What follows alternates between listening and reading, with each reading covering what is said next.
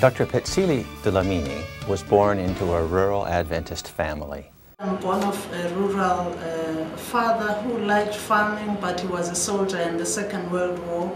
And my mother was a teacher, but very much rural.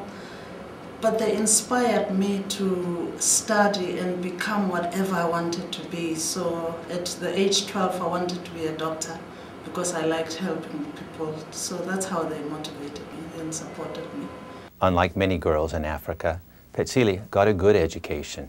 When I finished high school, I went to university in Lesotho, which is a country in Southern Africa, and did a Bachelor of Science degree. And because I wanted to be a doctor, I then proceeded to do a medical degree in Ghana. And after that, of course, I returned and worked in Swaziland, in South Africa. I then specialized in children, so I'm a pediatrician because I love children. And have done public health as well as a diploma in the HIV management in Southern Africa because there's such a great need to cope with the HIV epidemic. On her return to Swaziland, she practiced rural medicine and was in charge of 22 clinics when the king appointed her Minister of Health and Social Welfare, responsible for the health of a nation at the epicenter of the AIDS pandemic. More than a third of Swazis are HIV positive. In some way, all families are affected, and large numbers of orphans and vulnerable children are trying to care for relatives with AIDS. Phetsile has been an articulate spokesperson for African nations facing this crisis, with a strong focus on education. She is the author of major studies on the needs of orphans and vulnerable children, and a member of international commissions, sometimes presiding. She addressed the United Nations General Assembly in a special session on children on May 10, 2002, where she shared the daunting challenges children face in Swaziland and other African nations. Anyone in such a prominent position faces opposition. Phetsile is no exception. Pretty much through prayer. I'm human. Sometimes I feel very discouraged. Sometimes I feel discouraged at myself for not coping because the problem is so big. But I think prayer makes one know that we shouldn't give up because we're not alone. And even if it's a drop in an ocean, it will make a difference. If you can save one life, and more than one life is a bonus, it is worthwhile. That keeps me going. It's unusual for a woman to be appointed to such a high government position, so we asked if she's encountered opposition from the men with whom she serves. It's a man-dominated world, so there's always sometimes male egos to cope with, and sometimes suspicion that you want to dominate. And of course, if you're a very assertive person, it gets misinterpreted. But I think cope with it and accept it when you can't conquer it, but keep going, nevertheless. Seeing so many other capable women in her work, the doctor has some wishes she would like to see fulfilled. If I had a magic wand, I would really have more women in leadership, equal numbers, and allow women access to as many resources as men do access. Because I think women tend to be, we are groomed to manage right from the home. So we'll be better managers and we'll be able to stretch the resources to help and reach the people that are not reached presently. And I think that's where the need is. You know, we tend to see the detail.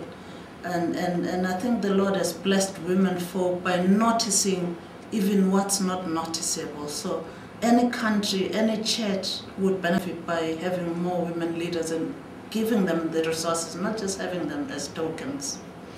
But Phetsile's view of gender relations is very balanced. But you know, women are empathic people. Women are empathic people, and women has an extra sixth sense. They will see need where maybe men don't see it. And I don't say, well, women are better than men or men better than women, but I think we complement each other. Certainly if the church took more women to leadership positions and incorporated women's work, a lot would be gained because it would complement, it would be make people feel that it's a living gospel. You know, because our faith should manifest through works also. The fruits of the Spirit should show. This government minister is guided by a strong sense of justice and practicality. She has pressed for the creation of a juvenile court system, has fought tobacco companies for dumping product in Swaziland, has called for the death penalty for HIV-positive men who rape innocents, and for the right of nurses to carry guns for self-protection while serving the community. Phetsile's most recent assignment is the most challenging of her life. She has joined the new Partnership for Africa's Development to develop a cooperative plan for all Africa to address problems that cross borders, including the eradication of HIV/AIDS, malaria, cholera, and typhoid fever, and coordinating international response to natural disasters. Few are ever asked to find solutions of such vast breadth. And what do her children think of their famous mother? Sometimes I worry that it kind of intimidates them, but as they grow older, I think they have appreciated that their mother is a woman that's being shared with other people in life, especially children. They have this wonderful love for children also. And I think that's the greatest gift, because they can always see who is needy and share old clothes with them or food with them, and that satisfies me. So what has she told her own daughter about her future? I've told my daughter to follow, pray hard for guidance from God, but follow her instincts and do what she thinks she has a passion for.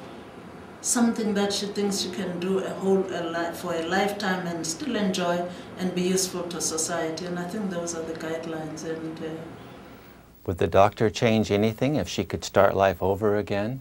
You know, I would not do a single thing differently. Even the suffering, even the tough periods I've gone through have taught me a lot. So I don't believe I'd choose a different career. I still love what I'm doing. I really enjoy it. It's just that there are not enough hours in the day to do all the things I need to do. And I wish I had a way of lengthening the days. But the Almighty God knows I enjoy what I'm doing. I wouldn't change anything.